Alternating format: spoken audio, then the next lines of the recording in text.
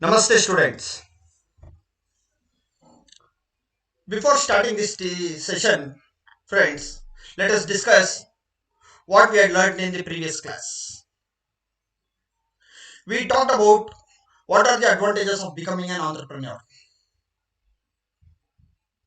Those advantages were like higher flexibility, greater autonomy, work-life balance, thrilled experience, greater self-confidence, leadership. So like this, we discussed many of the advantages of becoming an entrepreneur. At the same time, we also discussed what are the disadvantages of becoming an entrepreneur. The most important disadvantages what we discussed was about the financial risk, and he has to wear many hats where he has to do many works. And at the same time, we also talked about that where he is not going to get the wages on time or the salary on time, or we can also call it as an income. So, having discussed about those things in the previous session, let us move on to the next session, that is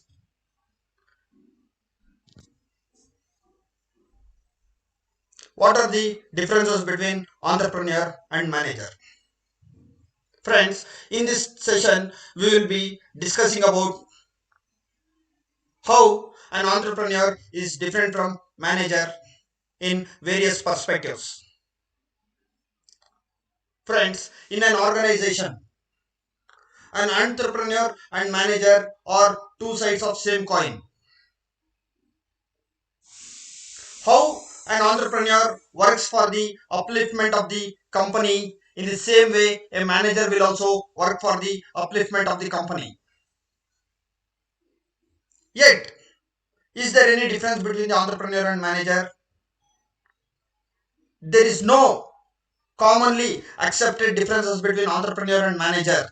But having said that, let us discuss few important differences between entrepreneur and manager from different perspective, friends. ಮಕ್ಕಳ ಆಂಟ್ರಪ್ರೆನ್ಯೂರ್ ಮತ್ತೆ ಮ್ಯಾನೇಜರ್ಗೆ differences ನ common ಆಗಿ ಇಡೀ ಎಲ್ಲಾರನ್ನು ಒಪ್ಕೊಂಡಿರೋ ಅಂತ differences ಎಲ್ಲೂ ಇಲ್ಲ. But ಆದ್ರೂ ಏನ್ ಮಾಡೋಣ, ಕೆಲವೊಂದು ಸನ್ನಿವೇಶಕ್ಕೆ ತಕ್ಕಂಗೆ, ಕೆಲವೊಂದು ಸಿಚುವೇಶನ್ಗೆ ತಕ್ಕಂಗೆ ಕೆಲವೊಂದು ಡಿಫ್ರೆನ್ಸಸ್ ನ ನಾವೇನ್ ಮಾಡೋಣ, ಈ ಒಂದು ಕ್ಲಾಸ್ ನಲ್ಲಿ ಚರ್ಚೆ ಮಾಡೋಣ friends. Moving further, let us come a point by point. What are the differences between the entrepreneur and manager, friends? So let us consider the first factor, that is responsibility. So how the responsibility is going to differentiate between an entrepreneur and manager. So when I say that responsibility, friends, responsibility ಅಂದ್ರೆ ಹೊಣೆಗಾರಿಕೆ, ಜವಾಬ್ದಾರಿತನ. ನಿಮ್ಗೆ ಈಗ ಯಾವುದೋ ಒಂದು ಕೆಲಸ ಒಪ್ಸಿರ್ತಾರೆ, ಆ ಕೆಲಸನ ಮಾಡುವಂತ ಹೊಣೆಗಾರಿಕೆ ಮತ್ತೆ ರೆಸ್ಪಾನ್ಸಿಬಿಲಿಟಿ ನಿಮ್ ಕೈಯಲ್ಲಿ ಇರುತ್ತೆ. ಆ ಕೆಲಸನ ನೀವು ಮಾಡಬೇಕಾಗುತ್ತೆ. ಅದನ್ನ ನಾವೇನಂತ ಕರಿತೀವಿ, ರೆಸ್ಪಾನ್ಸಿಬಿಲಿಟಿ ಅಂತ ಹೇಳ್ಬಿಟ್ಟು ಕರಿತೀವಿ. So how the responsibility as a factor is going to differentiate between an entrepreneur and manager. So ಒಬ್ಬ ಆಂಟ್ರಪ್ರೆನ್ಯೂರ್ ಏನಾಗಿರ್ತಾನೆ ಅಂತ ಹೇಳಿದ್ರೆ, ಅವನ ರೆಸ್ಪಾನ್ಸಿಬಿಲಿಟಿ ಏನಪ್ಪಾ ಆಗಿರುತ್ತೆ ಅಂತ ಹೇಳಿದ್ರೆ, ಅವನು ಸಂಪೂರ್ಣ ಸಂಸ್ಥೆ, ಫುಲ್ ಕಂಪನಿ ನ ಕರೆಕ್ಟ್ ಆಗಿ ನಡ್ಸ್ಕೊಂಡು ಹೋಗೋದು ಅವನ ರೆಸ್ಪಾನ್ಸಿಬಿಲಿಟಿ ಆಗಿರುತ್ತೆ. ಅವನ ರೆಸ್ಪಾನ್ಸಿಬಿಲಿಟಿ ತುಂಬಾ ದೊಡ್ಡದು. ಬಟ್ ಒಬ್ಬ ಮ್ಯಾನೇಜರ್ ರೆಸ್ಪಾನ್ಸಿಬಿಲಿಟಿ ಬಂದ್ರೆ ಅದು it is little bit of narrow, ಅಂದ್ರೆ ಚಿಕ್ಕದಾಗಿರುತ್ತೆ, ಸ್ವಲ್ಪ ಇರುತ್ತೆ ರೆಸ್ಪಾನ್ಸಿಬಿಲಿಟಿ. ಈಗ ಉದಾಹರಣೆಗೆ ನಾನು ನಿಮ್ಗೊಂದು ಎಕ್ಸಾಂಪಲ್ ಕೊಡ್ತೀನಿ ಫ್ರೆಂಡ್ಸ್. ನೀವು ಇವತ್ತು ಏನೊಂದು BBA ಮಾಡ್ತಿದ್ದೀರಾ, ಇಲ್ಲ BCom ಮಾಡ್ತಿದ್ದೀರಾ. ನೀವು BCom ಆಗಲಿ BBA ಆಗಲಿ ಮುಗ್ದಾದ್ಮೇಲೆ you may go and join one company, ಯಾವುದೋ ಒಂದು ಕಂಪನಿ ಜಾಯಿನ್ ಆಗ್ತೀರಿ. ಆ ಕಂಪನಿಯಲ್ಲಿ ನಿಮಗೆ ಅಕೌಂಟ್ಸ್ ಮ್ಯಾನೇಜರ್ ಅನ್ನೋ ಒಂದು ಪೋಸ್ಟ್ ಸಿಗುತ್ತೆ ಅಂತ ಅನ್ಕೊಳ್ಳೋಣ, ಅಥವಾ ಮಾರ್ಕೆಟಿಂಗ್ ಮ್ಯಾನೇಜರ್ ಅಂತ ಒಂದು ಪೋಸ್ಟ್ ಸಿಗುತ್ತೆ ಅಂತ ಅನ್ಕೊಳ್ಳೋಣ, ಅಥವಾ ಯಾವ್ದಾದ್ರು ಒಂದು ಫೈನಾನ್ಸ್ ಮ್ಯಾನೇಜರ್ ಅನ್ನೋ ಪೋಸ್ಟ್ ಸಿಗುತ್ತೆ ಅಂತ ಅನ್ಕೊಳ್ಳೋಣ. ಸೊ ನೀವೀಗ ಅಕೌಂಟ್ಸ್ ಮ್ಯಾನೇಜರ್ ಆದ್ರೆ ನಿಮ್ ರೆಸ್ಪಾನ್ಸಿಬಿಲಿಟಿ ಏನಪ್ಪಾ ಇರುತ್ತೆ ಅಂದ್ರೆ, ಅಕೌಂಟ್ಸ್ ನ ಕರೆಕ್ಟ್ ಆಗಿ ಮೈಂಟೈನ್ ಮಾಡ್ಕೊಂಡು ಹೋಗೋದು ನಿಮ್ ರೆಸ್ಪಾನ್ಸಿಬಿಲಿಟಿ ಆಗಿರುತ್ತೆ. ಸೊ ನಿಮ್ಗೊಂದು ಚೌಕಟ್ಟಿರುತ್ತೆ, You have boundaries, and you will be working under only that boundaries, and you will be responsible for whatever is happening inside that boundary. Friends, ನೀವು ಆ ಒಂದು ಚೌಕಟ್ಟಲ್ಲಿ ವರ್ಕ್ ಮಾಡ್ತಿರ್ತೀರಲ್ವಾ, ಆ ಚೌಕಟ್ಟಲ್ಲಿ ಏನೇ ನಡೆಯಿದ್ರು ಅದಕ್ಕೆ ನೀವು ಜವಾಬ್ದಾರರಾಗಿರ್ತೀರಿ. ಈಗ ನೀವು ಅಕೌಂಟ್ಸ್ ಡಿಪಾರ್ಟ್ಮೆಂಟ್ ಅಲ್ಲಿ ಇದ್ದೀರಿ, ನಿನ್ ಫ್ರೆಂಡ್ ಮಾರ್ಕೆಟಿಂಗ್ ಡಿಪಾರ್ಟ್ಮೆಂಟ್ ಅಲ್ಲಿ ಅದೇ ಕಂಪ್ನಿಯಲ್ಲಿ ಇದ್ದಾನೆ. ಅಲ್ಲಿ ನಡೀತಾ ಇರುವಂತ ಕೆಲಸಕ್ಕೆ ಅವನು ಜವಾಬ್ದಾರಿ ಆಗಿರ್ತಾನೆ ಹೊರತು ಅಕೌಂಟ್ಸ್ ಡಿಪಾರ್ಟ್ಮೆಂಟ್ ಅಲ್ಲಿ ವರ್ಕ್ ಮಾಡ್ತಾ ಇರುವಂತ ನೀವು ಮಾರ್ಕೆಟಿಂಗ್ ಡಿಪಾರ್ಟ್ಮೆಂಟ್ ಅಲ್ಲಿ ವರ್ಕ್ ಮಾಡ್ತಾ ಇರುವಂತ ನಿನ್ ಫ್ರೆಂಡ್ ಕೆಲಸಗಳಿಗೆ ಜವಾಬ್ದಾರರಾಗಿರೋದಿಲ್ಲ. ಹಂಗಂದ್ರೆ ಏನಪ್ಪಾ ಅರ್ಥ ಅಂತ ಹೇಳಿದ್ರೆ, ಮ್ಯಾನೇಜರ್ಗೆ ರೆಸ್ಪಾನ್ಸಿಬಿಲಿಟೀಸ್ ಏನಾಗಿರುತ್ತೆ, ಕಡಿಮೆ ಇರುತ್ತೆ. But when it comes to the responsibility of an entrepreneur, friends, you may not believe ಎಷ್ಟು ರೆಸ್ಪಾನ್ಸಿಬಿಲಿಟಿ ಇರುತ್ತೆ ಅಂತ ಹೇಳಿದ್ರೆ, you take any activity in the company ಚೆನ್ನಾಗಿ ನಡೀಲಿಲ್ವಾ, ಅವನೇ ರೆಸ್ಪಾನ್ಸಿಬಲ್. ಕ್ಯಾಪಿಟಲ್ ಸಂಬಳ ಕೊಡ್ಲಿಕ್ಕೆ ಆಗಿಲ್ವಾ, ಅಲ್ಲಿ ಕೆಲಸ ಮಾಡ್ತಾ ಇರೋಂಥ ಎಂಪ್ಲಾಯೀಸ್ಗೆ ಸಂಬಳ ಕೊಟ್ಟಿಲ್ಲ ಅಂದ್ರೆ ಅವ್ರು ಕೇಳೋದು ಓನರ್ನ, ಯಾಕೆ ಸಂಬಳ ಕೊಟ್ಟಿಲ್ಲ ಅಂತ ಹೇಳ್ಬಿಟ್ಟು you will be held responsible. ಸರ್ಕಾರಕ್ಕೆ ಟ್ಯಾಕ್ಸ್ ಕರೆಕ್ಟ್ ಆಗಿ ಕಟ್ಟಿಲ್ವಾ, you will be held responsible. ಸಾಲ ಮಾಡಿರ್ತಾರೆ, ಸಾಲಗಾರರಿಗೆ ಬಡ್ಡಿ ಕರೆಕ್ಟ್ ಆಗಿ ಕೊಟ್ಟಿಲ್ವಾ, ಹಿ ವಿಲ್ ಬಿ ರೆಸ್ಪಾನ್ಸಿಬಲ್. ಷೇರುದಾರರು ಬಂಡವಾಳ ಹಾಕಿರ್ತಾರೆ, the owners would have been invested, the investors would have been invested a lot of capital in the form of shares in the company. The entrepreneur is responsible for the shareholders. He is responsible for the society. ಅವನು ಸಮಾಜ ಕೂಡ responsibility ಆಗಿರ್ತಾನೆ. ಯಾಕೆಂತ ಹೇಳಿದ್ರೆ, you should give the right information, the correct products, the suitable products for the society. And you should keep the environment clean, and you should not disturb the surroundings. So he will be held responsible. Do you think he will be held responsible only in these matters? Friends, he is also responsible for whatever is happening in his family because he has become an entrepreneur. Friends, responsibility ಅನ್ನೋ ಮ್ಯಾಟ್ರಿಗೆ ಬಂದಾಗ ಆಂಟ್ರಪ್ರನ್ಯೂರ್ಗೆ ಸಿಕ್ಕಾಪಟ್ಟೆ responsibilities ಇರುತ್ತೆ. ಆದರೆ ಮ್ಯಾನೇಜರ್ಗೆ ಏನಾಗಿರುತ್ತೆ ಅಂತ ಹೇಳಿದ್ರೆ, ಕೆಲವೊಂದು ಚೌಕಟ್ಟಿರುತ್ತೆ, ಆ ಚೌಕಟ್ಟಲ್ಲಿ ಮಾತ್ರ ವರ್ಕ್ ಮಾಡ್ತಾರೆ ಅವರು, ಅಷ್ಟಕ್ಕೆ ಮಾತ್ರ ಅವರು ರೆಸ್ಪಾನ್ಸಿಬಲ್ ಆಗಿರ್ತಾರೆ. ಫ್ರೆಂಡ್ಸ್, ಅಲ್ಲಿ ಏನಾದರೂ ಮಿಸ್ಟೇಕ್ ಆದರೆ, ಆ ಮ್ಯಾನೇಜರ್ ಏನಾದರೂ ಮಿಸ್ಟೇಕ್ ಆದರೆ, again it may be question to the entrepreneur. ಯಾರೇ ತಪ್ಪು ಮಾಡಿದ್ರು at the end of the day the question will be asked to the entrepreneur. For whatever the mistakes the manager does, he is responsible for his senior supervisor or the owner of that company. But whatever the mistake the manager has done, the entrepreneur will be held responsible from the outside the company. ಉದಾಹರಣೆಗೆ ನಾನು ನಿಮ್ಗೊಂದು example ಕೊಡ್ತೀನಿ. Friends, ಯಾರೋ ಒಬ್ಬ manager ಆ ಕಂಪ್ನಿಯಲ್ಲಿ work ಮಾಡ್ತಿದ್ದಾನೆ. ಯಾವುದೋ ಒಂದು ಅವ್ರ ಮ್ಯಾನೇಜರ್ ಕೈ ಕೆಳಗಡೆ ವರ್ಕ್ ಮಾಡ್ತಾ ಇರೋಂಥ ಯಾವುದೋ ಒಂದು ಹೆಣ್ಮಗು ಹತ್ರ ಕೆಟ್ಟದಾಗಿ ಮಿಸ್ಬಿಹೇವ್ ಮಾಡ್ತಾನೆ. ಈ involves in sexual harassment. Friends, at the end of the day ಹೊರಗಡೆ ಇರೋ ಸಮಾಜದವರು ಕಂಪ್ನಿ ಓನರ್ನ ಕೇಳ್ತಾರೆ, ನೀನೇನು ಮಾಡ್ತಿದೀಯ ಅಂತ. So when it comes to the responsibility, the entrepreneur has got a huge responsibility compared to the manager. Friends, so let us move on to the next point. Nature of work. ಏನಿದು nature of work ಅಂದರೆ, ಅವರು ಯಾವ ರೀತಿಯಾದಂಥ ಕೆಲಸ ಮಾಡ್ತಾರೆ ಅಂತ ಹೇಳಿ. Friends, I already explained you. ನೋಡಿ, ಒಬ್ಬ entrepreneur will initiate and start a company. ಅವನು ಮುಂದೆ ಬಂದು ಒಂದು ಕಂಪ್ನಿನ ಸ್ಟಾರ್ಟ್ ಮಾಡ್ತಾನೆ. That is is nature of work. ಒಬ್ಬ ಮ್ಯಾನೇಜರ್ ಏನು ಮಾಡ್ತಾನೆ, ಆ ಸ್ಟಾರ್ಟ್ ಆಗಿರುವಂಥ ಕಂಪನಿಯಲ್ಲಿ ಯಾವುದೋ ಒಂದು ಡಿಪಾರ್ಟ್ಮೆಂಟಲ್ಲಿ ಕೆಲಸ ಮಾಡ್ತಿರ್ತಾನೆ, ಆ ಡಿಪಾರ್ಟ್ಮೆಂಟ್ ಮಾತ್ರ ಅವನು ನೋಡ್ಕೊಳ್ತಾನೆ. So the nature of work is completely different. ಇವನು ಪೂರ್ತಿ ಕಂಪ್ನಿನ ನಡ್ಸ್ಕೊಂಡೋಗುವಂಥ ಕೆಲಸ ನೇಚರ್ ಆಫ್ ದಿ ವರ್ಕ್ ಆಂಟ್ರಪ್ರನ್ಯೂರ್ದಾದ್ರೆ, ಒಬ್ಬ ಮ್ಯಾನೇಜರ್ದು ಏನಾಗಿರುತ್ತೆ, ಕೆಲವೊಂದು ಡಿಪಾರ್ಟ್ಮೆಂಟ್ ಮಾತ್ರ ನಡ್ಸ್ಕೊಂಡು ಹೋಗುವಂಥ ಕೆಲಸ ಮ್ಯಾನೇಜರ್ದಾಗಿರುತ್ತೆ. ಹಾಗಂತೇಳಿ ಆಂಟ್ರಪ್ರನ್ಯೂರು ಕಂಪ್ನಿನ ಸ್ಟಾರ್ಟ್ ಮಾಡಿದ್ದಾನೆ, ಎಲ್ಲ ಮಾಡಿದ್ದಾನೆ, ಮತ್ತು ಮ್ಯಾನೇಜರ್ ಏನು ಮಾಡೋದಿಲ್ವಾ ಅಂತ ಹೇಳಲಿಕ್ಕೆ ಬರಲ್ಲ. ಅರ್ಥ ಆಯ್ತಾ? Manager will also work, but ಅವರಿಬ್ಬರು ಕೆಲಸ ಡಿಫ್ರೆಂಟ್ ಆಗಿರುತ್ತೆ. ಸೊ ಮ್ಯಾನೇಜರ್ ಏನು ಮಾಡ್ತಾನೆ, ಈ will ensure that the whatever the objectives that is been set by the entrepreneur ಏನು ಆಬ್ಜೆಕ್ಟಿವ್ಸ್ನ ಸೆಟ್ ಮಾಡಿರ್ತಾನಲ್ವಾ, ಆ ಆಬ್ಜೆಕ್ಟಿವ್ಸ್ನ ಮೀಟ್ ಮಾಡಲಿಕ್ಕೆ, ಆ ಕಂಪ್ನಿ ಆಬ್ಜೆಕ್ಟಿವ್ಸ್ನ ಮೀಟ್ ಮಾಡಲಿಕ್ಕೆ ಏನು ಮಾಡ್ತಿರ್ತಾನೆ, ಮ್ಯಾನೇಜರ್ ಎಫರ್ಟ್ ಆಗ್ತಿರ್ತಾನೆ. So the nature of work of an entrepreneur is to set the vision mission, objectives, targets ಇದ್ರೆ ಈ ಮಿಷನ್, ವಿಷನ್, ಆಬ್ಜೆಕ್ಟಿವ್ಸ್, ಟಾರ್ಗೆಟ್ಸ್ ನ ಮೀಟ್ ಮಾಡೋದಕ್ಕೆ ಈ ಮ್ಯಾನೇಜರ್ ವರ್ಕ್ ಮಾಡ್ತಿರ್ತಾನೆ. Having said that, let us move to the next point, friends, that is related to the specialization. Friends, entrepreneur need not be specialized, whereas manager needs to be specialized. ಏನಪ್ಪ ಇದ್ರ ಅರ್ಥ ಅಂತ ಹೇಳಿದ್ರೆ, friends, ಒಂದು ಕಂಪ್ನಿನ ನಡೆಸಬೇಕಂತ ಹೇಳಿದ್ರೆ in a company there will be different departments. There will be production department, there will be sales department, there will be purchase department, there will be finance department, there will be HR department, there will be quality and assurance department, research and development department, stores department, warehouse department,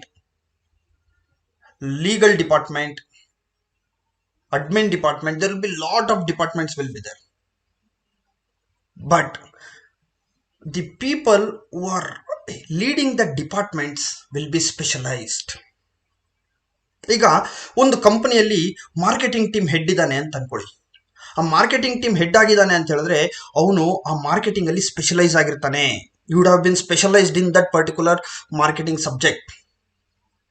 let us assume that there is a legal department ಅಂತ ಒಂದಿದೆ ಅಂತ ಅನ್ಕೊಳ್ಳಿ, ಲಾ department. ನೋಡಿ, ಪ್ರತಿಯೊಂದು ಕಂಪ್ನಿಯಲ್ಲೂ ಒಂದು ಲಾ department ಇರುತ್ತೆ, legal department ಇರುತ್ತೆ. ಇಲ್ಲ ಅಂತ ಹೇಳಿದ್ರೆ ಅವ್ರು ಏನ್ ಮಾಡ್ತಾರೆ, ಆ ಲೀಗಲ್ ಲಾ ವರ್ಕ್ ನ ಏನ್ ಮಾಡ್ತಾರೆ, ಬೇರೆ ಯಾರಿಗಾರು ಔಟ್ಸೋರ್ಸ್ ಮಾಡಿರ್ತಾರೆ. These law and legal people are there to protect the legal interest of the company. So ಅದನ್ನ ಆಂಟ್ರಪ್ರೆನ್ಯೂರ್ ಮಾಡ್ಲಿಕ್ಕಾಗಲ್ಲ. ಸೊ ಒಬ್ಬ ಲೀಗಲ್ ಡಿಪಾರ್ಟ್ಮೆಂಟ್ ಅಲ್ಲಿ ಹೆಡ್ ಆಗಿರ್ಬೇಕಂದ್ರೆ he should have done his LLB, LLM, and he should have practiced in the courts, and he should have been specialized in it. But when it comes to an entrepreneur, he need not be specialized in law. ಈಗ ಒಬ್ಬ manager finance department head ಆಗಿದ್ದಾನೆ ಅಂತ ಅನ್ಕೊಳ್ಳೋಣ. ಅವ್ನು finance department head ಆಗಿದ್ದಾನೆ ಅಂತ ಹೇಳಿದ್ರೆ ಈ should have a complete knowledge about the financial products and for anything related to the finance, anything related to the accounts, how to maintain the accounts, how the audit of the accounts has to be done, how to publish the annual financial results quarterly. Every quarter, ಪ್ರತಿಯೊಂದು 3 ತಿಂಗಳಿಗೊಂದ್ಸರ್ತಿ companies ಅವ್ರು ಏನ್ ಮಾಡ್ತಾರೆ, results ನ declare ಮಾಡ್ತಾರೆ. ಅದೆಲ್ಲ ಯಾವ ರೀತಿ ಮಾಡ್ಬೇಕನ್ನೋದ್ರ ಬಗ್ಗೆ ಅವ್ನಿಗೆ ನಾಲೆಜ್ ಇರಬೇಕು. ಅವನಿಗೆ ನಾಲೆಜ್ ಇರ್ಬೇಕಂದ್ರೆ ಅವನೇನಾಗಿರ್ಬೇಕು, ಸ್ಪೆಷಲೈಸ್ ಆಗಿರ್ಬೇಕು. ಆದ್ರೆ ಆಂಟ್ರಪ್ರೆನ್ಯೂರ್ ಆ ರೀತಿ ಸ್ಪೆಷಲೈಸ್ ಆಗ್ಲಿಕ್ಕೆ ಇಲ್ಲ. ಯಾಕಂದ್ರೆ ಒಂದು ಕಂಪ್ನಿಯಲ್ಲಿ 10 ಡಿಪಾರ್ಟ್ಮೆಂಟ್ ಇದ್ರೆ 10 ಡಿಫ್ರೆಂಟ್ ಆಕ್ಟಿವಿಟೀಸ್ಗೆ ಸ್ಪೆಷಲೈಸೇಷನ್ ಆಗೋದು it is highly impossible and very difficult. And as far as my knowledge is concern, I have not seen any person like that, very specialised in everything. ಅವ್ನಿಗೆಲ್ಲ ಗೊತ್ತು ಸರ್ ಅಂತ. But an entrepreneur is a generalist. Friends, you should keep one thing in your mind. There is a difference between generalist and specialist. A generalist is the one who knows less and less about more and more things. ಒಬ್ಬ ಜನರಲಿಸ್ಟ್ಗೆ ಎಲ್ಲಾ department ಬಗ್ಗೆನೂ ಸ್ವಲ್ಪ ತಿಳಿದಿರುತ್ತೆ. ಅದೇ ಒಬ್ಬ ಸ್ಪೆಷಲಿಸ್ಟ್ಗೆ ಏನಪ್ಪಾ ಅಂತ ಹೇಳಿದ್ರೆ he knows more and more about less and less things. ಅಂದ್ರೆ ಒಬ್ಬ ಸ್ಪೆಷಲಿಸ್ಟ್ ಏನಾಗಿರ್ತಾನೆ, ಅವನಿಗೆ ಆ ಪರ್ಟಿಕ್ಯುಲರ್ ವರ್ಕ್ ರಿಲೇಟೆಡ್ ಜಾಸ್ತಿ ಗೊತ್ತಿರುತ್ತೆ ಬೇರೆದಕ್ಕಿಂತ. ಉದಾಹರಣೆಗೆ I give an example of related to the heart specialist ಅಂತ ಅನ್ಕೊಳ್ಳಿ. ಹಾರ್ಟ್ ಸ್ಪೆಷಲಿಸ್ಟ್ ಹತ್ರ ಹೋಗ್ಬಿಟ್ಟು, ಸರ್ ನಾನು ಕಿಡ್ನಿ ನೋವು ಅಂದ್ರೆ ನೋಡ್ತಾನ? ಗೊತ್ತಾಗೋದಿಲ್ಲ. ಅವ್ರಿಗೆ ಗೊತ್ತಾದ್ರೂ ಅಷ್ಟು ಗೊತ್ತಿರೋದಿಲ್ಲ, ಸರಿನಾ? ಬಟ್ ಹಾರ್ಟ್ ರಿಲೇಟೆಡ್ ಏನೇ ಕೇಳಿ, he go deep inside it. We have to take a very good example from a medical practitioners. Like ನೋಡಿ, ಕಣ್ಣಿಗೆ ಚೆಕ್ ಮಾಡೋರು ಆಪ್ತಮಾಲಜಿಸ್ಟ್, ENT, ಬ್ರೈನ್ಗೆ ನರ್ವ್ಸ್ಗೆ ಅವ್ರಿಗೆ ಬೇರೆ ಸರ್ಜನ್, ಹಾರ್ಟ್ಗೊಬ್ರು, ತಲೆಯಲ್ಲಿ ಕೂದಲಿಲ್ಲ ಅಂದ್ರೆ ಅವ್ರಿಗೊಬ್ರು ಸ್ಪೆಷಲೈಸೇಷನ್, ಡರ್ಮಟಾಲಜಿಸ್ಟ್ ಅಂತಾರೆ. ಸೊ ಈ ರೀತಿ ಒಂದೊಂದ್ರಲ್ಲಿ ಒಂದೊಂದು ಸ್ಪೆಷಲೈಸೇಷನ್ ಆಗಿರ್ತಾರೆ. ಸೊ ಅದಕ್ಕೆ ಸ್ಪೆಷಲಿಸ್ಟ್ ಏನ್ ಹೇಳೋದು ಅಂತ ಹೇಳಿದ್ರೆ he knows more and more about, ಜಾಸ್ತಿ ಅಂದ್ರೆ ಜಾಸ್ತಿ ತಿಳ್ಕೊಂಡಿರ್ತಾರೆ ಯಾವ್ದ್ರ ಬಗ್ಗೆ, ಲೆಸ್ ಅಂಡ್ ಲೆಸ್ಸರ್ ಥಿಂಗ್ಸ್. ಅಂದ್ರೆ ಕಡಿಮೆ ಅಂದ್ರೆ ಕಡಿಮೆ, ಯಾವುದು ಒಂದು ಹಾರ್ಟು ಇಲ್ಲಾಂದ್ರೆ ಬ್ರೈನು, ಈ ರೀತಿ. I am talking in the context of doctors. You should take this analogy from to the perspective of the managers in a company. ಅದೇ ಒಬ್ಬ ಮ್ಯಾನೇಜರ್ಗೂ ಏನಾಗಿರುತ್ತೆ ಅಂತ ಹೇಳಿದ್ರೆ ಸ್ವಲ್ಪ ಎಲ್ಲ ಜಾಸ್ತಿ ತಿಳ್ಕೊಂಡಿರ್ತಾನೆ ಸ್ವಲ್ಪ ವಿಷಯದ ಬಗ್ಗೆ, ಅಂದ್ರೆ ಫೈನಾನ್ಸ್ ಬಗ್ಗೆನೇ ಅವ್ನು ಏನ್ ಮಾಡಿರ್ತಾನೆ, ಫುಲ್ ಡೀಪ್ ಆಗಿ ಹೋಗ್ಬಿಟ್ಟಿರ್ತಾನೆ. ಆ ಫೈನಾನ್ಸ್ ಮ್ಯಾನೇಜರ್ ಹತ್ರ ಹೋಗಿ ಮಾರ್ಕೆಟಿಂಗ್ ಬಗ್ಗೆ ಮಾತಾಡಿ, ಅಯ್ಯೋ ಮಾರ್ಕೆಟಿಂಗ್ ಬಗ್ಗೆ ಏನ್ ಹೇಳ್ಬೇಡ್ರಿ, ನಮ್ಗೆ ಅದ್ರ ಬಗ್ಗೆ ಗೊತ್ತಿಲ್ಲ, ಏನಾದ್ರು anything related finance you ask. But entrepreneur ಹಂಗಲ್ಲ, ಅವನೇನ್ ಮಾಡ್ತಾರಂದ್ರೆ ಅವ್ನು ಸ್ವಲ್ಪ ಬೇರೆ ಕಡೆ ಗೊತ್ತಿರುತ್ತೆ. So this is the difference related to the specialisation in between entrepreneur and manager, friends. Moving to the next factor of the difference between entrepreneur and manager is mistakes. Friends, ಯಾರು mistake ಮಾಡೋದಿಲ್ಲ ಹೇಳಿ friends? Do as many mistakes as you can, but don't repeat the same mistake again and again. ಯಾರು ಜಾಸ್ತಿ ತಪ್ಪು ಮಾಡ್ತಾರೋ ಅವ್ರು ಜಾಸ್ತಿ ಕಲಿತಾರೆ. ಮಹಾತ್ಮ ಗಾಂಧೀಜಿ ಒಂದು ಮಾತು ಹೇಳ್ತಾರೆ, ಮಕ್ಕಳು ಎಜುಕೇಶನ್ ಅಲ್ಲಿ ತಪ್ಪು ಮಾಡಲಿಲ್ಲ ಅಂತ ಹೇಳಿದ್ರೆ ಅವರು ಏನು ಕಲಿಯೋದಿಲ್ಲ ಅಂತ. ಫ್ರೆಂಡ್ಸ್, ನೀವು ಕಾಲೇಜುಗಳಿಗೆ ಬರ್ತೀರಾ, ಓದ್ತೀರಾ, ನೀವೆಷ್ಟು ತಪ್ಪು ಮಾಡ್ತೀರೋ ಅಷ್ಟು ತಪ್ಪಿಗೆ ಒಬ್ಬ ಮಾಸ್ಟ್ರು ಅಲ್ಲಿ ಮುಂದೆ ನಿಂತ್ಕೊಂಡು ತಿದ್ದಬೇಕು. ಆವಾಗ ನೀವೇನ್ ಮಾಡ್ತೀರಾ ಅಂದ್ರೆ ಆ ತಪ್ಪನ್ನ ತಿದ್ಕೊಂಡು next time you are not going to repeat the same mistakes. Friends, the same thing happens in a company. ಯಾರು ತಪ್ಪು ಮಾಡೋದಿಲ್ಲ ಹೇಳಿ? Everyone will do the mistakes. Entrepreneur will also do mistakes, but manager will also do mistakes. ಈಗ ನಾನು ನಿಮಗೆ ಒಂದು ಉದಾಹರಣೆ ಕೊಡ್ತೇನೆ. ನಿಮ್ಮ ಮನೇಲಿ ಯಾವುದೋ ಒಂದು ಚಿಕ್ಕ ಮಗು ಇದೆ ಅಂತ, ಒಬ್ಬ ದೊಡ್ಡ ಮಗು, ಒಂದು 10ನೇ ಕ್ಲಾಸ್ ಮಗು ಇದೆ, ಒಂದು 1ನೇ ಕ್ಲಾಸ್ ಮಗು ಇದೆ ಅಂತ. ಏನಾದ್ರು ಒಂದು ತಪ್ಪಾದ್ರೆ, ಒಂದು ತಪ್ಪು, ಅದೇ ತಪ್ಪನ್ನ 10ನೇ ಕ್ಲಾಸ್ ಮಗುನು ಮಾಡಿರ್ತಾನೆ, 1ನೇ ಕ್ಲಾಸ್ ಮಗುನು ಮಾಡಿರ್ತಾನೆ. ಏನೋ ಒಂದು ಕಳ್ತನ ಮಾಡಿಬಿಡ್ತಾರೆ ಅಂತ. ಸೊ ಅದು ಕಳ್ತನ ಮಾಡಿದಾಗ ಏನಾಗುತ್ತೆ ಅಂತ ಹೇಳಿದ್ರೆ 10ನೇ ಕ್ಲಾಸ್ ಮಗುಗೆ ಶಿಕ್ಷೆ ಕೊಡ್ತಾರೆ, ಅದೇ 1ನೇ ಕ್ಲಾಸ್ ಮಗುನ ಬಿಟ್ಬಿಡ್ತಾರೆ. ಯಾಕಂದ್ರೆ ಬಿಡು, ಅವ್ರಿಗೇನು ಅಷ್ಟು ಗೊತ್ತಿರ್ಲಿಕ್ಕಿಲ್ಲ ಪಾಪ ಅಂತ ಹೇಳ್ಬಿಟ್ಟು. The same analogy accepts here, friends. I'll tell you why. Because the manager is a specialized person. ಅವನಿಗೆ ಫೈನಾನ್ಸಲ್ A to Z ಗೊತ್ತು, and he is not allowed to do mistakes. If he does mistakes, that mistake has to happen by accident, but by not purposefully. ಅವನು ತುಂಬಾ ಹುಷಾರಾಗಿರ್ಬೇಕು, ಆ department ನೋಡ್ಕೊಳ್ತಾ ಇರೋನು. ಒಬ್ಬ marketing department, ಒಬ್ಬ HR department ಅಲ್ಲಿ ಇರೋನು, ಅಥವಾ ಒಂದು ಅಕೌಂಟ್ಸ್ ಡಿಪಾರ್ಟ್ಮೆಂಟ್ ಅಲ್ಲಿ ಇರೋನು, ಅಕೌಂಟ್ಸ್ ಡಿಪಾರ್ಟ್ಮೆಂಟ್ ಅಲ್ಲಿ ಇರೋರು ಕರೆಕ್ಟ್ ಆಗಿ ಜರ್ನಲ್ ಎಂಟ್ರೀಸ್ ಪಾಸ್ ಮಾಡಿಬಿಟ್ಟು ಲೆಡ್ಜರ್ಸ್ ಮೇಂಟೈನ್ ಮಾಡಿಲ್ಲ ಅಂತ ಹೇಳಿದ್ರೆ it is his mistake, which is not allowed. ಅದೇ ಒಬ್ಬ ಆಂಟರ್ಪ್ರೆನ್ಯೂರ್ ಆದ್ರೆ ಅವನಿಗೆ ಪರ್ಟಿಕ್ಯುಲರ್ ರೋಲ್ ಅನ್ನೋದಿಲ್ಲ. ಅವನು ಇಂಥ ಕೆಲಸ ಅಕೌಂಟ್ಸ್ ನೋಡ್ಕೋಬೇಕು, ಫೈನಾನ್ಸ್, ಆ ಥರ ಏನಿಲ್ಲ. ಸೊ ಅವನೇನಂದ್ರೆ generally will be taking the decisions based on some perceptions, based on some assumptions, based on some sixth sense. ಯಾವುದೋ ಒಂದು ಸಿಕ್ಸ್ತ್ ಸೆನ್ಸ್ ಇಟ್ಕೊಂಡು ಅವ್ನು ಏನ್ ಮಾಡ್ತಿರ್ತಾನೆ, ನಾನು ಹಿಂಗ್ ಮಾಡಿದ್ರೆ ಹಿಂಗ್ ಆಗ್ಬೋದು, ಈ ತರ ಮಾಡಿದ್ರೆ ಈ ತರ ಆಗ್ಬೋದು ಅಂತ ಅವನು ವಿಲ್ ಬಿ ಗ್ಯಾಂಬ್ಲಿಂಗ್, ಚಾನ್ಸ್ ತಗೊಳ್ತಾನೆ. ನಾನು ಈ ತರ ಮಾಡಿದ್ರೆ.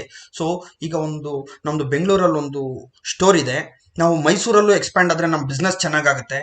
He takes the decision. ಅಕಸ್ಮಾತ್ ಮೈಸೂರಲ್ಲಿ ಬಿಸ್ನೆಸ್ ಚೆನ್ನಾಗಿಲ್ಲ ಅಂತ ಅನ್ಕೊಳ್ಳಿ, we can't blame him because he is prone to make mistakes. ಆದರೆ ಒಂದು ಕಂಪ್ನಿಯಲ್ಲಿ ವರ್ಕ್ ಮಾಡ್ತಾ ಇರೋಂಥ ಮ್ಯಾನೇಜರ್ಗೆ ಆ ಥರ ರೆಸ್ಪಾನ್ಸಿಬಿಲಿಟಿನ ನುಣ್ಚ್ಕೊಳ್ಳೋ ಅಂಥ ಅವಕಾಶ ತುಂಬ ಕಡಿಮೆ ಇರುತ್ತೆ ಫ್ರೆಂಡ್ಸ್. ಅದಕ್ಕೆ ಹೇಳೋದು, ಆಂಟರ್ಪ್ರೆನ್ಯೂರ್ ಅಂಡ್ ಮ್ಯಾನೇಜರ್ ಅಲ್ಲಿ ಏನಾಗುತ್ತೆ ಅಂತ ಹೇಳಿದ್ರೆ, ಮ್ಯಾನೇಜರ್ಸು ಯೂಶಲಿ ಕಡಿಮೆ ಮಿಸ್ಟೇಕ್ಸ್ ಮಾಡಬೇಕು, ಅಥವಾ ಮಿಸ್ಟೇಕ್ಸೇ ಆಗದಿರೋಂಗೆ ನೋಡ್ಕೋಬೇಕು. But when it comes to the entrepreneur, is tend to make mistakes, friends. Moving further for the next factor, that is risk taking. Friends, risk taking ಅಂದ ತಕ್ಷಣನೇ ನಿಮ್ಗೆ ಹೇಳ್ಬಿಡ್ಬೋದು, ನಿಮಗೆ characteristics of the entrepreneur are what are the functions of entrepreneur ಅಲ್ಲಿ ನಿಮಗೆ ಸಾಕಷ್ಟು ಸಲ ಹೇಳಿದ್ದೀನಿ. Entrepreneur is a very big risk taker. It takes a huge risk by establishing an enterprise. ಅವ್ನು ರಿಸ್ಕ್ ತಗೊಂಡು ಎಂಟರ್ಪ್ರೈಸ್ ಎಸ್ಟಾಬ್ಲಿಷ್ ಮಾಡಿರೋದಕ್ಕೆ ಅಲ್ಲಿ ಸಾಕಷ್ಟು ಜನಕ್ಕೆ ಕೆಲಸ ಸಿಕ್ಕಿದೆ, ಅಲ್ಲಿ ಮ್ಯಾನೇಜರ್ ಕೂಡ ಕೆಲಸ ಮಾಡ್ತಾ ಇದ್ದಾನೆ. So entrepreneur is allowed to take risk. ಅವನು ಎಷ್ಟು ಜಾಸ್ತಿ ರಿಸ್ಕ್ ತಗೊಳ್ತಾನೋ ಅಷ್ಟೇ ಜಾಸ್ತಿ ಇನ್ಕಮ್ ಅರ್ನ್ ಮಾಡ್ತಾನೆ. Either the taking the risk will lead to success in the enterprise or fall down in the enterprise. ಅವ್ನು ರಿಸ್ಕ್ ತಗೊಂಡೋದಕ್ಕೆ ಕಂಪ್ನಿ ಡೆವಲಪ್ ಆಗ್ಬೋದು, ಇಲ್ಲ ಕಂಪ್ನಿ ಹಾಳಾಗ್ಬೋದು. But usually he will be allowed to take the risk and he takes the risk. But ಒಬ್ಬ manager ಆ ರೀತಿ ಮಾಡ್ಲಿಕ್ಕೆ ಬರಲ್ಲ. ಯಾಕಂದ್ರೆ manager is a specialised person, ಅವನಿಗೆ ಒಳ್ಳೆ ನಾಲೆಜ್ ಇರುತ್ತೆ, ಅದ್ರ ಬಗ್ಗೆ ಎಲ್ಲ ಗೊತ್ತಿರುತ್ತೆ. ಸೊ ಹಾಗಾಗಿ ಯೂಶಲಿ ಅವನಿಗೆ ಜಾಸ್ತಿ ರಿಸ್ಕ್ ತಗೊಳ್ಳಿಕ್ ಬರಲ್ಲ. ಏನೋ ಸಣ್ಣ ಪುಟ್ಟ small percentage of the risk will be he will also take, but not as much as the entrepreneur. Moving on to the next point friends, it is the financial freedom. Friends, ಒಬ್ಬ manager ಒಂದು ಕಂಪನಿಯಲ್ಲಿ employee ಆಗಿರ್ತಾನೆ. Whatever the money he earns, that is in the month of the in the end of the month or in the beginning of the month, he will receive as a salary. ಅವನಿಗೆ financial freedom ಇರಲ್ಲ. ಅವ್ನಿಗೆ ಹೆಂಗ್ ಬೇಕೋ ಹಂಗೆ lavish ಆಗಿ life ಮಾಡ್ಲಿಕ್ಕೆ ಬರಲ್ಲ. ಅವ್ನಿಗೇನು ಅವ್ನಿಗಿರೋ ಬರೋ ಸಂಬಳದಲ್ಲಿ ಅವ್ನಿಗೆ ಏನ್ ಚೌಕಟ್ಟಿರುತ್ತೋ ಅಷ್ಟರಲ್ಲಿ ಮಾತ್ರ ಇರ್ತಾನೆ, ಮತ್ತೆ ಅದೇ ಅವ್ನು ಬಯಸ್ತಾನೆ. You don't want to take the risk, you don't want to establish an enterprise and take the risk, because ಆ ಎಂಟರ್ಪ್ರೈಸ್ ಏನಾದ್ರು ಫೇಲ್ ಆಗ್ಬಿಟ್ರೆ ಪ್ರಾಬ್ಲಮ್ ಆಗ್ಬಿಡುತ್ತೆ, ಮತ್ತೆ ನನಗೆ ಸೋರ್ಸ್ ಆಫ್ ಇನ್ಕಮ್ ಇಲ್ದಿರೋ ಹಂಗಾಗ್ಬಿಡುತ್ತೆ ಅನ್ನೋ ಒಂದು ಭಯ ಇರುತ್ತೆ ಮ್ಯಾನೇಜರ್ಗೆ. ಬಟ್ ಆಂಟರ್ಪ್ರೆನ್ಯೂರ್ಗೆ ಏನಾಗಿರುತ್ತೆ ಅಂತ ಹೇಳಿದ್ರೆ ಅವನಿಗೆ ಸಿಕ್ಕಾಪಟ್ಟೆ ಫ್ರೀಡಮ್ ಇರುತ್ತೆ.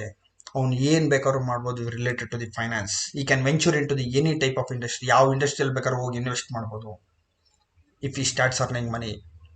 ಫೈನಾನ್ಷಿಯಲ್ ಫ್ರೀಡಮ್ ಎಷ್ಟಿರುತ್ತೋ ಫೈನಾನ್ಷಿಯಲ್ ರಿಸ್ಕ್ ಅಷ್ಟೇ ಇರುತ್ತೆ ಫ್ರೆಂಡ್ಸ್.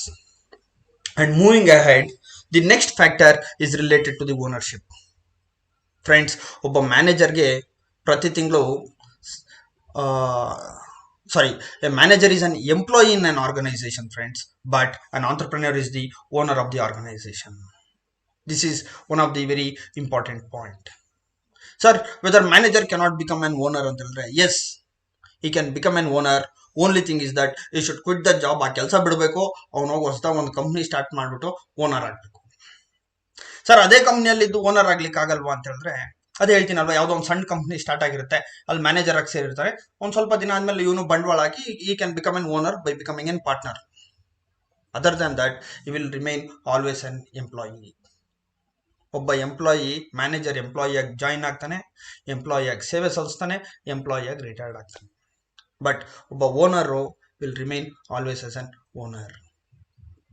ಅವನು ಓನರ್ ಆ ಓನರ್ ತನದಿಂದ ಯಾವಾಗ ಹೊರಗಡೆ ಬರ್ತಾನಂದ್ರೆ, ಅವನು ಆ ಕಂಪ್ನಿನ ಬೇರೆಯವ್ರಿಗೆ ಮಾರಿದಾಗ the other people will become the owner and this person is going to earn the income by selling that company. ಆವಾಗ ಅವನು ಓನರ್ಶಿಪ್ನ ಕಳ್ಕೊಳ್ತಾನೆ. ಅಲ್ಲಿವರೆಗೂ entrepreneur will remain as an owner. Next, ಇವ್ರಿಗೆ income difference, the difference between the income of an manager and an entrepreneur. ನೋಡಿ, ಮ್ಯಾನೇಜರ್ಗೆ ತಿಂಗಳ ಸಂಬಳ ಬರುತ್ತೆ, ಇನ್ಕಮ್ಮು. ಅದೇ ಒಬ್ಬ ಆಂಟರ್ಪ್ರೆನ್ಯೂರ್ಗೆ ಏನು ಮಾಡ್ತಾರೆ, ಪ್ರಾಫಿಟ್ಸ್ ಬರುತ್ತೆ. ಒಂದು ಸಂಸ್ಥೆ ಏನು ಪ್ರಾಫಿಟ್ಸ್ ಮಾಡುತ್ತಲ್ವಾ, ಅದನ್ನ it will become an income for an owner. And second thing is that capital gains. ಏನ್ ಸರ್ ಕ್ಯಾಪಿಟಲ್ ಗೇನ್ ಅಂತ ಹೇಳಿದ್ರೆ, very simple, I will give one simple example. ಈಗ ನೀವು ಯಾವುದಾದ್ರೂ ಒಂದು ಲ್ಯಾಂಡ್ ತಗೊಂಡಿದ್ದೀರಾ ಅಂತ ಅನ್ಕೊಳ್ಳೋಣ. ಹೊಸಕೋಟೆಯಲ್ಲಿ ಒಂದು ಸೈಟ್ ತಗೊಂಡಿದ್ದೀರಾ, 5 ವರ್ಷ ಹಿಂದೆ ಒಂದು 10 ಲಕ್ಷ ರೂಪಾಯಿ ಕೊಟ್ಟು ಸೈಟ್ ತಗೊಂಡಿದ್ದೀರಾ. ಇವತ್ತು ಅದೇ ಸೈಟು 20 ಲಕ್ಷ ರೂಪಾಯಿ ಆಗಿದೆ. ಸೊ 10 ಲಕ್ಷ ರೂಪಾಯಿ ನೀವು ಬಂಡವಾಳ ಹಾಕಿದ್ದೀರಾ, ಇವತ್ತು ಅದೇ ಸೈಟ್ ಏನಾಗಿದೆ 20 ಲಕ್ಷ ಆಗಿದೆ. ಅಂದ್ರೆ ನಿಮ್ಗೆ 10 ಲಕ್ಷ ರೂಪಾಯಿ ಜಾಸ್ತಿ ಬರುತ್ತಲ್ವಾ, ಅದನ್ನ ನಾವೇನಂತ ಕರಿತೀವಿ, ನಾವು ಕ್ಯಾಪಿಟಲ್ ಗೇನ್ಸ್ ಅಂತ ಹೇಳ್ಬಿಟ್ಟು ಕರಿತೀವಿ. ನೀವು ಇವತ್ತು ಶೇರ್ ಮಾರ್ಕೆಟ್ಗೆ ಹೋಗ್ತೀರಾ, 500 ರೂಪಾಯಿ ಕೊಟ್ಬಿಟ್ಟು ಒಂದು ಇನ್ಫೋಸಿಸ್ ಶೇರ್ ತಗೊಳ್ತೀರಾ. ಒಂದು 3 ವರ್ಷ ಆದ್ಮೇಲೆ 500 ರೂಪಾಯಿ ಇರುವಂತಹ ಶೇರು 1000 ರೂಪಾಯಿ ಆಗಿರುತ್ತೆ. ನಿಮ್ಗೇನೊಂದು ಲಾಭ ಬರುತ್ತಲ್ವಾ, ಅದನ್ನ ನಾವೇನಂತ ಕರಿತೀವಿ, ಕ್ಯಾಪಿಟಲ್ ಗೇನ್ಸ್ ಅಂತ ಹೇಳ್ಬಿಟ್ಟು ಕರಿತೀವಿ ಫ್ರೆಂಡ್ಸ್. ಸೊ ಇವನ್ ಏನು ಒಂದು ಕಂಪ್ನಿನ ಸ್ಥಾಪನೆ ಮಾಡಿರ್ತಾನೆ, ಆ ಸ್ಥಾಪನೆ ಮಾಡಿದಾಗ ಅದ್ರ ಬೆಲೆ ಕಡಿಮೆ ಇರುತ್ತೆ. ಬಟ್ ಹೋಗ್ತಾ ಹೋಗ್ತಾ ಕಂಪ್ನಿ ಚೆನ್ನಾಗಿ ಮಾಡ್ತಾ ಆ ಕಂಪ್ನಿ ಬೆಲೆ ಏನಾಗುತ್ತೆ, ಜಾಸ್ತಿ ಆಗ್ತಾ ಹೋಗುತ್ತೆ. ಅದನ್ನ we call it as capital gains friends. So ಒಬ್ಬ ಆಂಟರ್ಪ್ರಿನರ್ಗೆ income will be in the part of the profits and capital gains, whereas for the manager the income will be in the form of salary. Moving further, the commitment between the manager and entrepreneur.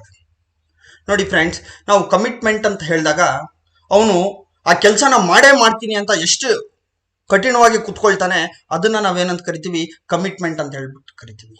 ನಮ್ಮ ಹಳ್ಳಿ ಕಡೆ ಒಂದು ಪದನ use ಮಾಡ್ತಾರೆ, ಅವ್ನು ಮೊಂಡ ಬಿಡಪ್ಪ ಅಂತಾರೆ. ಅವ್ನು ಮೊಂಡ ಆಗಿದ್ದಕ್ಕೆ ಅವನು ಸಾಧನೆ ಮಾಡ್ದ, ಬೇರೆಯವ್ರಾಗಿರೋ ಕಷ್ಟ ಆಗ್ತಿತ್ತು ಅಂತ ಹೇಳ್ಬಿಟ್ಟು ಮಾತಾಡೋದನ್ನ ನೀವು ಕೇಳಿರ್ತೀರಿ. ಆ ಮೊಂಡ ಅಂತಾರಲ್ವಾ, ಆ ಮೊಂಡ ಅನ್ನೋದಕ್ಕೆ ಇನ್ನೊಂದು ಪದನೇ ಕಮಿಟ್ಮೆಂಟ್. ತೆಲುಗುದಲ್ಲಿ ಮುಂಡಕ್ಕೆ ಕೊಡಪಾಯ ಅಂತಾರೆ. ಸೊ ಈ ಕಮಿಟ್ಮೆಂಟ್ ಅನ್ನೋದಿದೆ ನೋಡಿ, ಮ್ಯಾನೇಜರ್ಗೇನು ಕಮಿಟ್ಮೆಂಟ್ ಇರಲ್ವಾ, ಇರುತ್ತೆ. ಅವನಿಗೂ ಒಳ್ಳೆ ಗುಡ್ ಲೆವೆಲ್ ಆಫ್ ಕಮಿಟ್ಮೆಂಟ್ ಇರುತ್ತೆ. ಬಟ್ ಆಂಟರ್ಪ್ರೆನ್ಯೂರ್ಗೆ ಏನಾಗಿರುತ್ತೆ, you will have an highest level of the commitment. ಅವನು ತನ್ನ ಕಂಪ್ನಿನ ಸ್ಥಾಪನೆ ಮಾಡಿಸ್ಬೇಕು, ನಾನು ಯಾವುದೇ ಕಾರಣಕ್ಕೂ ಅವನು ಈ ಕಂಪ್ನಿನ ಸೋಲೋದಕ್ಕೆ ಬಿಡಬಾರ್ದು, ಇದು ಪ್ರಾಫಿಟ್ ಬರ್ಬೇಕಂತ ಹೇಳ್ಬಿಟ್ಟು ಹಗಲು ರಾತ್ರಿ ಕಷ್ಟಪಡ್ತಾನೆ, ಸಿಕ್ಕಾಪಟ್ಟೆ ಕಮಿಟ್ಮೆಂಟ್ ಇರುತ್ತೆ, ಯಾಕಂದ್ರೆ ಈಸ್ ದಿ ಓನರ್. ಒಬ್ಬ ಮ್ಯಾನೇಜರ್ ಈಸ್ ಅನ್ ಎಂಪ್ಲಾಯಿ, ಅವನಿಗೂ ಕಮಿಟ್ಮೆಂಟ್ ಇರುತ್ತೆ, ಇಲ್ಲ ಅಂತಿಲ್ಲ. ಅರ್ಥ ಆಯ್ತಾ? ನಾನು ನಿಮ್ಗೊಂದು ಅಲ್ಲಿಗೆ ಒಂದು ಸಿಂಪಲ್ ಎಕ್ಸಾಂಪಲ್ ಫ್ರೆಂಡ್ಸ್, ನೀವು ಒಂದು ಸ್ಮಾಲ್ ಬಿಸ್ನೆಸ್ ಸ್ಟಾರ್ಟ್ ಮಾಡಬೇಕು ಅಂತ ಡಿಸೈಡ್ ಮಾಡಿದ್ರಿ. Let us assume that you want to start a tours and travels business ಒಂದು ಸ್ಟಾರ್ಟ್ ಮಾಡ್ಬೇಕಂತ ಡಿಸೈಡ್ ಮಾಡಿದ್ರಿ. ನೀವೇನ್ ಮಾಡ್ತೀರಾ, ಒಂದು 10 ಕಾರ್ ತಗೊಂಡ್ಬಂದ್ಬಿಡ್ತೀರಿ. 10 ಕಾರ್ಗೆ ಏನ್ ಮಾಡ್ತೀರಾ, 10 ಡ್ರೈವರ್ನ ಅಪಾಯಿಂಟ್ ಮಾಡ್ಬಿಡ್ತೀರಿ. ಈಗ ವೆರಿ ಸಿಂಪಲ್ ಫ್ರೆಂಡ್ಸ್, ನೀವು ಡ್ರೈವರ್ ಆದ್ರೆ ಯಾವ ರೀತಿ ಕಾರ್ ಓಡಿಸ್ತೀರಾ? ಯಾಕಂದ್ರೆ ಯು ಆರ್ ದಿ ಓನರ್, ನಿಮ್ಗೆ ಗೊತ್ತು ಆ ಕಾರ್ ಬೆಲೆ ಏನು, ಯಾವ ರೀತಿ ಕಾರ್ ಓಡಿಸ್ಬೇಕು ಅಂತ ಹೇಳ್ಬಿಟ್ಟು. ಅದೇ ಒಬ್ಬ ಡ್ರೈವರ್ ಅದ್ರಲ್ಲಿ ಕೆಲಸ ಮಾಡ್ತಾ ಇರೋನು ಯಾವ ರೀತಿ ಓಡಿಸ್ತಾನೆ? ಅರೆ ಎಲ್ಲರೂ ಆ ರೀತಿ ಕೆಟ್ಟದಾಗ ಓಡಿಸ್ತಾರೆ ಅಂತಲ್ಲ, ಯಾರೋ ಇಬ್ರೋ ಇದ್ದೇ ಇರ್ತಾರೆ ಕೆಟ್ಟದಾಗ ಓಡಿಸೋರು. ಸೊ ಹಾಗಾಗಿ ನಾನು ಏನ್ ಹೇಳ್ತಿದ್ದೀನಿ ಅಂತ ಹೇಳಿದ್ರೆ, owners will have more commitment and more responsibility compared to the employee who is working in an organisation. Next, moving ahead, the educational background. Friends, ನೀವೊಬ್ಬ ಫೈನಾನ್ಷಿಯಲ್ ಮ್ಯಾನೇಜರ್ ಆಗ್ಬೇಕಂದ್ರೆ ಒಂದು ನೀವು BCom ಓದಿರ್ಬೇಕು, MCom ಮಾಡಿರ್ಬೇಕು, MBA ಮಾಡಿರ್ಬೇಕು, ಇಲ್ಲ CA ಮಾಡಿರ್ಬೇಕು, ಇಲ್ಲ ICWA ಮಾಡಿರ್ಬೇಕು. ಅದೇ ಒಂದು ಕಂಪ್ನಿ ಸ್ಥಾಪನೆ ಮಾಡ್ಬೇಕಂದ್ರೆ ಏನು ಓದಿರ್ಬೇಕು? ನಾಟ್ ನೆಸೆಸರಿ ಫ್ರೆಂಡ್ಸ್, ಏನು ಓದಿರುವಂತ ಅವಶ್ಯಕತೆ ಇಲ್ಲ. ನೀವು ಒಂದು ಲೀಗಲ್ ಟೀಮ್ ಅಲ್ಲಿ ಕೆಲಸ ಮಾಡ್ಬೇಕಂತ ಹೇಳಿದ್ರೆ, ನೀವು ಲೀಗಲ್ ಟೀಮ್ ಅಲ್ಲಿ ಕೆಲಸ ಮಾಡಬೇಕು ಅಂತಿದ್ರೆ ನೀವೇನ್ ಮಾಡಿರ್ಬೇಕಂದ್ರೆ ಒಂದು LLB ಓದಿರ್ಬೇಕು ಅಥವಾ LLM ಓದಿರ್ಬೇಕು. ಅದೇ ಒಂದು ಕಂಪ್ನಿನ ಸ್ಥಾಪನೆ ಮಾಡ್ಬೇಕಂತ ಹೇಳಿದ್ರೆ ನೀವೇನು ಓದಿರುವಂತ ಅವಶ್ಯಕತೆ ಇಲ್ಲ friends. Education is not compulsory to become an entrepreneur, but if you want to become an manager, you should have become a very good educated and you should have become a very good professional friends. ನಾನು having said this, ಒಂದು ಹಳ್ಳಿ ಕಡೆ ಒಂದು ಮಾತು ಹೇಳ್ತಿರ್ತಾರೆ, ಓದಿರೋನ್ಗೆ ಒಂದೇ ಕೆಲಸ, ಓದದೇ ಇರೋನ್ಗೆ ಮಾಡಿದ್ದೆಲ್ಲ ಕೆಲಸ ಅಂತ ಹೇಳಿ. Friends, I have seen through my eyes that where an educated student, ಆಗಿರೋನು ಏನ್ ಮಾಡ್ತಾನೆ, ತನ್ನ ಕೈಯಲ್ಲಿ ರೆಸ್ಯೂಮ್ ಇಟ್ಕೊಂಡು ಎಲ್ಲ ಕಂಪ್ನಿಗೂ ಹೋಗಿ ಸರ್ ಕೆಲಸ ಇದೆಯಾ ಸರ್, ಕೆಲಸ ಇದೆಯಾ ಸರ್, ಕೆಲಸ ಇದೆಯಾ ಅಂತ ಹೇಳ್ಬಿಟ್ಟು ಏನ್ ಮಾಡ್ತಾನೆ, ಕೆಲ್ಸಕ್ಕೆ ಅಪ್ಲೈ ಮಾಡ್ಬಿಟ್ಟು ಒಂದು ಕೆಲಸ ತಗೊಳ್ತಾನೆ. ಅಲ್ಲೇ ಕೆಲಸ ಮಾಡಿ will come to a good position. But ಒಬ್ಬ ಅವಿದ್ಯಾವಂತ ಅದೇ ಕೆಲವೊಂದು ಸಿಚುವೇಶನ್ಸ್ ಅಲ್ಲಿ ಪಾಪ ಅವನೇನು ಕೆಲಸ ದೊಡ್ಡದೇ ಇದ್ದಾಗ ಅವನೇ ಒಂದು ಸ್ವಂತ ಬಿಸ್ನೆಸ್ ಮಾಡ್ಕೊಂಡು ಅವ್ರ ಜೀವನದಲ್ಲಿ ಮುಂದೆ ಬಂದಿರುವಂತ ಉದಾಹರಣೆಗಳು ನನ್ನ ಕಣ್ಮುಂದೆ ಸಾಕಷ್ಟಿದೆ ಫ್ರೆಂಡ್ಸ್. ಸೊ ಹಾಗಾಗಿ ಒಂದು ಸಂಸ್ಥೆನ ಎಸ್ಟಾಬ್ಲಿಷ್ ಮಾಡ್ಬೇಕಂತ ಹೇಳಿದ್ರೆ it is not necessary that you should have an education background, but if you want to become a manager, it is compulsory that you should have a very good education background. So ಇಲ್ಲಿಗೆ let us come to the conclusion friends. ನೋಡಿ, ಒಂದು company develop ಆಗ್ಬೇಕಂತ ಹೇಳಿದ್ರೆ ಅಲ್ಲಿ manager ಕೂಡ work ಮಾಡಬೇಕು, ಆಂಟರ್ಪ್ರೆನ್ಯೂರ್ ಕೂಡ work ಮಾಡಬೇಕು. But entrepreneur will be the leader and the manager will follow the leader. So entrepreneur ಏನೇನು ಕೆಲಸ ಮಾಡ್ತಾನೆ ಎಲ್ಲ ಕೆಲಸ ಮ್ಯಾನೇಜರು ಮಾಡ್ತಾನೆ, ಬಟ್ ಅಲ್ಲಿ ಸ್ಕೋಪ್ ವೈಡರ್ ಆಗಿರುತ್ತೆ, ಇಲ್ಲಿ ಸ್ಕೋಪ್ ನ್ಯಾರೋ ಆಗಿರುತ್ತೆ ಫ್ರೆಂಡ್ಸ್. ಸೊ ಇಲ್ಲಿಗೆ let us end this session friends. Thank you very much friends. Have a wonderful day.